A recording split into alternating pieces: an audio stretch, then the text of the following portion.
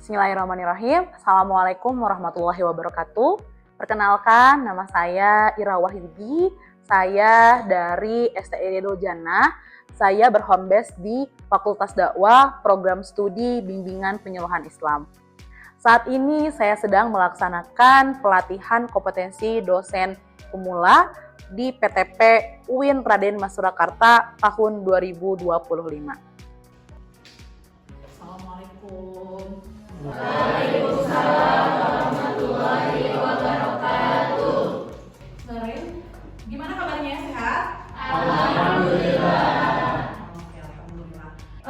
Sebelum kita mulai, Ibu akan mengabsen terlebih dahulu, gitu ya, nama-nama rekan-rekan semuanya yang hadir boleh menjawabnya. Alma Amalia Farhani. Hadir. Alia Veronisa. Hadir. Ari, ada informasi? Tidak ada keterangan? Oke. Haya Intan Nuryati. Haira Seifa. Hadir. Muhammad Agung Junaidi. Oke. Rizky Abdul Razak. Muja Fahmi. Hadir. Ya. Tisna Nugraha. Berham Awaludin. Oke. Harlina. Ada yang belum Ibu sebut? Ada yang tidak? Ya, siapa namanya? Alvin. Oke, baik. Terima kasih yang tadi tidak hadir, Ari dan Lilis ya, dari keterangan. Baik. Nanti tolong informasikan untuk menghubungi Ibu. Ya, ini pertemuan kedua kita, teman-teman mahasiswa baru, gitu ya, di semester 1 di Prodi Bimbingan Penyuluhan Islam, gitu ya, di mata kuliah Ilmu Komunikasi. Kebetulan memang di jam terakhir. Sebelum mulai, kita terlebih dahulu membuka perkuliahan pada sore hari ini dengan membaca basmalah. Bismillahirrahmanirrahim. Dan silakan untuk berdoa menurut kepercayaan masing-masing.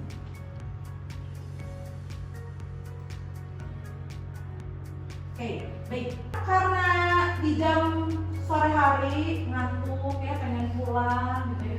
Sebelum pembelajaran kita SDB terlebih dahulu ya. Boleh berdiri semuanya, silakan. Oke. SDB-nya cukup simpel. Kalau misalnya Ibu bilang STAI sekali seperti ini ya. Kalau Ibu bilang Prodi BPI, kalau Ibu bilang semester 1, nah, gak usah ditepukin. Kalau tepuk berarti nggak konsentrasi, nanti Ibu suruh maju ke depan. Oke. Sekarang langsung 3 kali ya. Oke, siap? Siap. Oke. Tepuk STAI. Prodi BPI. Semester 1. Oke, tepuk tangan buat teman-teman. Ya, silakan duduk. Karena ini pertemuan kedua, Ibu akan sedikit mereview yang sudah kita bahas di pertemuan pertama. Apa saja yang dibahas di pertemuan pertama minggu lalu? Siapa ada yang mau mereview? Saya Ibu. Oke, silakan. Yang pertama kontrak belajar, yang kedua RPS, dan yang ketiga itu tentang pengetahuan dasar-dasar pengetahuan ilmu komunikasi. Oke, terima kasih. Namanya siapa tadi Bapak? Mujab. Mujab. Terima kasih Mujab. Tepuk tangan untuk Mujab. Di pertemuan pertama kita membahas tentang kontrak belajar, kemudian RPS, apa saja yang nanti kita akan bahas selama 1 semester ini, gitu ya. Kemudian pembahasannya seperti apa, dan yang terakhir itu seputar dasar-dasar ilmu komunikasi. Oke, sekarang Ibu mau bertanya, kenapa sih kita harus belajar ilmu komunikasi?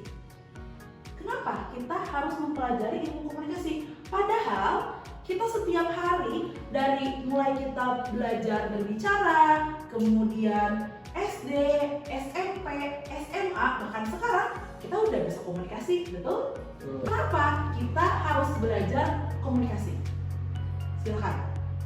Oke, silakan. Agar bisa berinteraksi dengan orang lain. Oke, agar bisa berinteraksi dengan orang lain. Oke, terima kasih. Jadi siapa namanya? Rizky. Terima kasih Rizky. Ada yang lainnya? Kenapa kita? Oh, oke. Silakan. Baik, dengan mempelajari ilmu komunikasi, kita sendiri tahu bahwa manusia sebagai makhluk sosial. Nah, kita tentu saja melakukan komunikasi, tetapi dengan mempelajari ilmu komunikasi, kita jadi mengetahui bagaimana cara berkomunikasi yang baik dan benar dengan manusia lainnya. Oke. Dengan nama siapa? Sri. Sri. Oke, tepuk tangan untuk Rizky dan Sri. Oke, betul ya. Tadi kenapa kita harus belajar komunikasi? Padahal sejak dini kita udah berkomunikasi. Pertama, tadi karena kita pada makhluk apa? Sosial, gitu ya. Dan kita sangat perlu untuk bersosial. Mungkin ada di sini karakter yang introvert, tapi apakah orang introvert itu hari ini coba ya di sini yang introvert ya? Apakah tidak berbicara kepada orang lain? Bicara, ya. Ternyata akhirnya perlu untuk belajar komunikasi. Terus kok kenapa kita udah belajar komunikasi sejak dini? Tadi supaya kita bisa berkomunikasi dengan yang baik, berkomunikasi secara terstruktur. Ketika berbicara dengan orang tua seperti apa, ketika berbicara dengan sesama sejawat seperti apa, ketika berbicara dengan pimpinan kita harus seperti apa. Tidak mungkin kita berbicara dengan teman, hey bro, gitu ya. Kemudian kita berbicara dengan orang tua atau dengan guru kita, hai Pak Kiai, gitu kan, tidak mungkin ya. Artinya kita belajar bagaimana kita memahami, berkomunikasi, gitu ya, dengan baik, dengan melihat seperti siapa lawan bicara kita. Ibu akan masuk ke dalam pengertian komunikasi. Ilmuwan dari Barat menyampaikan bahwa ilmu komunikasi itu merupakan bagian masalah yang selalu ada dalam mendefinisikan komunikasi. Menurut teori ini, komunikasi itu sebetulnya agak ambigu. Beliau mendefinisikan bahwa komunikasi untuk tujuan-tujuan penelitian atau ilmiah dari berasal fakta. Jadi, pengertian komunikasi, kalau rekan-rekan nanti searching di Google, itu sangat banyak. Gitu ya. Nah, menurut teori ini, sehingga pengertian komunikasi itu harus dilihat dari tujuannya. Seperti apa? Contoh, misalnya pengertian komunikasi nanti akan berkaitan dengan bisnis atau berkaitan dengan komunikasi kesehatan. Kan si komunikasi itu secara rinci akan menjelaskan untuk apa kita mengkomunikasikan tentang kesehatan, untuk apa kita mengkomunikasikan tentang bisnis, gitu ya. Kita akan coba cek satu ya. Dari Toops dan Moss, bahwa komunikasi sebagai proses penciptaan makna antara dua orang, komunikator satu dan komunikator dua. Jadi menurut Toops ini ya, proses komunikasi sangat simpel gitu ya. Prosesnya penciptaan makna. Misalnya Mujab dan Rizky berkomunikasi. Untuk apa? Untuk saling memahami antara keduanya. Gitu ya. Itu menurut Toops ya. Kita lihat gitu ya, menurut Kim ya dan Budi, komunikasi sebagai proses transaksional simbolik yang melibatkan pemberian makna antar orang-orang. Nah, menurut Kim dan Budi ini, komunikasi itu adalah seperti transaksional. Ini merujuk kepada kemana? Ke komunikasi antar budaya. Sekarang mungkin teman-teman belum ya, nanti akan ada di mana teman-teman itu terjun langsung ke masyarakat. Bagaimana teman-teman di masyarakat di tempat tinggal, teman-teman biasanya misalnya sangat sepi, kemudian teman-teman dikirim oleh lembaga untuk pengabdian gitu ya. Ternyata di sana setiap hari ramai sekali, gitu ya. Nah, bagaimana mengkomunikasikan itu? Atau biasanya kita jarang keluar rumah, gitu ya. Tiba-tiba di pengabdian kita harus terus interaksi dengan orang. Nah, bagaimana mengkomunikasikan itu? Atau biasanya kita tuh gak suka sama kegiatan ini di masyarakat. Tapi bagaimana kita harus ikut terjun ke masyarakat itu? Bagaimana harus mengkomunikasikan itu? Gitu ya, kan gak mungkin itu masalah, saya nggak suka. Wah, sama mahasiswa sebagai agent of change, gitu ya, cepat menjudge, gitu ya, cepat menafsirkan orang seperti ini baru dilihat dari luar saja. Atau yang kedua itu terkait dengan unsur-unsur komunikasi. Apa yang dimaksud dengan unsur-unsur komunikasi? Oke. Unsur komunikasi ada 5, yaitu yang pertama komunikator, pihak yang menyampaikan pesan, kemudian ada pesan adalah informasi video atau gagasan, kemudian ada media adalah suatu alat untuk menyampaikan informasi tersebut, kemudian ada komunikan, pihak yang menerima ada umpan balik atau feedback, yaitu respon dari komunikan terhadap pesan yang diterima. Oke. Siapa namanya? Fauzi. Tepuk tangan untuk Fauzi ya. Oke, kita bahas dulu ya. Baik. Kita bahas dulu apa itu yang disebut dengan unsur komunikasi. Oke. Apa itu unsur komunikasi? Nah, unsur-unsur ini itu adalah sama dengan proses. Ya. Jadi bagaimana gitu ya runtutan cara atau proses ketika berkomunikasi? Ada elemen-elemen apa saja? Tadi ada beberapa sudah disebutkan ya oleh Fauzi. Pertama itu tadi apa? Ada komunikator. Oke, komunikator itu adalah apa? Orang yang menyampaikan. Kan kalau misalnya mau komunikasi tapi nggak ada orang yang menyampaikan, gimana? Nggak tahu ya siapa yang menyampaikannya. Sekalipun sekarang bisa melalui komunikasi media, baik Instagram, TikTok, YouTube, tetap harus ada komunikator. Selanjutnya, setelah komunikator apa tadi? Pesan. Oke, pesan. Udah ada nih orangnya, tapi misalnya diem aja. Sebenarnya kabarnya mau ngapain sih kesini? Kamu bisa ngertiin aku nggak? Nggak bisa, karena belum ngomong gitu kan. Berarti harus ada pesan yang disampaikan. Selanjutnya Media. komunikan dulu gitu ya. Lawan di walaupun misalnya sekarang ada media sosial, tentunya orang yang membuat video dia memiliki tujuan menyampaikan ke siapa. Misalnya kita lagi PDKT, lagi suka nih sama orang, terus saya mau nih gitu ya, perempuan mau ngomong, ya deh saya mau tujuan komunikasi lewat video di Instagram. Saya follow cuma dia, saya yang lihat cuma dia, saya harus dong gitu ya, harus paham gitu ya komunikasinya ke dia. Oke, selanjutnya apa tadi? Media. Medianya mau tetap langsung, mau menggunakan media sosial gitu ya, mau menggunakan zaman dulu gitu ya, surat-suratan dan lain-lain untuk komunikasi gitu ya. Selanjutnya selain media apa? Ada feedback. Oke, feedbacknya buat seperti apa sih? Udah komunikasi tapi kok nggak ada feedback gitu ya? Kok nggak ada apa?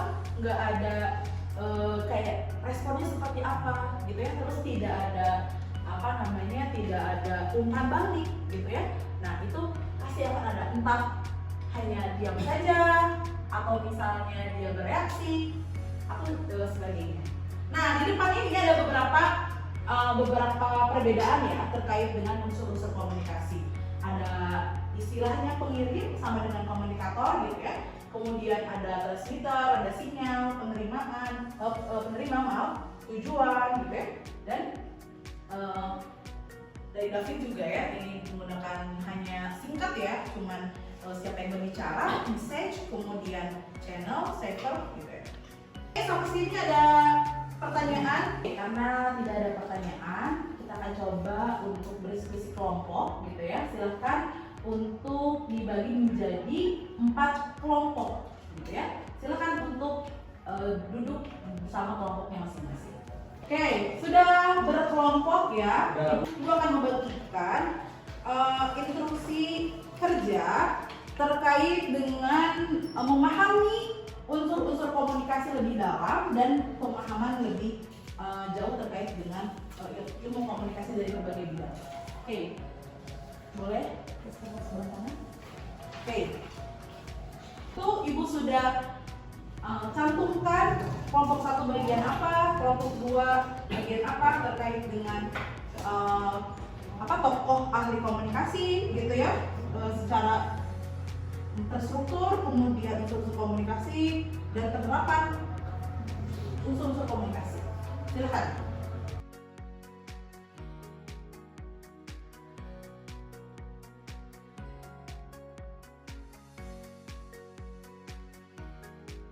Bagaimana? Apakah ada yang mau ditanyakan terkait dengan unsur? Oke, silakan. Bisa dijelaskan tentang bab itu? Oke, umpan balik yang tadi, yang feedback. Oke. Terkait dengan feedback atau umpan balik, tadi Bu sudah sedikit menjelaskan bahwa berbeda dengan pengaruh. Kalau pengaruh itu bagaimana, apa pola ukurnya, ada perubahan atau tidak dari sebelum kita belajar komunikasi sampai setelah kita belajar komunikasi. Nah, kalau feedback atau umpan balik itu bagaimana responnya? Gitu ya. Misalnya ketika Agung mulai berkomunikasi dengan Mujab, gitu ya. Ketika berkomunikasi, Mujab, nanti kalau misalnya ada apa-apa terkait dengan perkuliahan, gitu ya, nanti tolong disampaikan dengan jelas kepada kami, gitu ya. Tapi umpan balik dari Mujab, dia cuek-cuek saja, gitu ya. Itu umpan balik. Itu berarti di poin pengaruhnya tidak ada pengaruhnya ketika kita menyampaikan bahwa Mujab itu harus memperhatikan, gitu ya. Jadi ada respon, gitu ya. Dan respon Mujab apa? Tidak komunikatif, dia tidak kooperatif, seperti itu. Dapat dipahami, Agung? Ada lagi pertanyaan? Oke, silakan Alia. Apa akibatnya jika salah satu unsur dari komunikasi itu tidak berjalan dengan baik? Oke, bagaimana gitu kan ya, kalau misalnya di dalam unsur komunikasi itu, gitu ya, ada yang tidak terlaksana atau ada yang dilupakan atau ya sudah nggak usah ada ini, gitu ya. Kalau kita merujuk kepada beberapa pengertian dari beberapa ahli ya, kita lihat ada yang 6, ada yang 3, ada yang ini. Nah, tetapi yang paling penting itu adalah komunikator, pesan, dan komunikat. Terkait dengan media, feedback, kemudian umpan balik ataupun pengaruh, gitu ya. Ini akan menjadi penguat atau pendukung dari ketiga komponen ini, gitu ya. Nah, apabila kalau mau ada pesan, terus apa yang sama komunikan mau dipahami, gitu ya? Terus apa yang mau disampaikan oleh komunikator, gitu ya?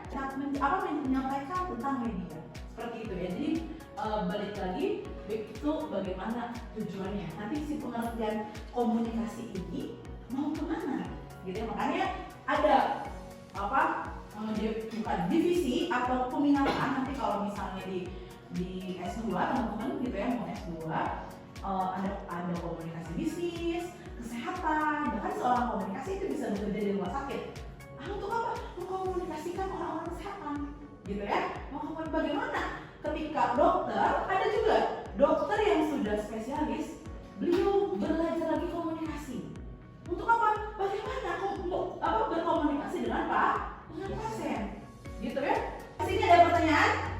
Cukup? Cukup. Terakhir sebelum perkuliahan ini berakhir, di pertemuan kedua ini ada evaluasi menggunakan quizzes, ya. Silakan rekan-rekan untuk membuka handphonenya untuk join quizzes dan bergabung dengan nomor. Oke, silakan.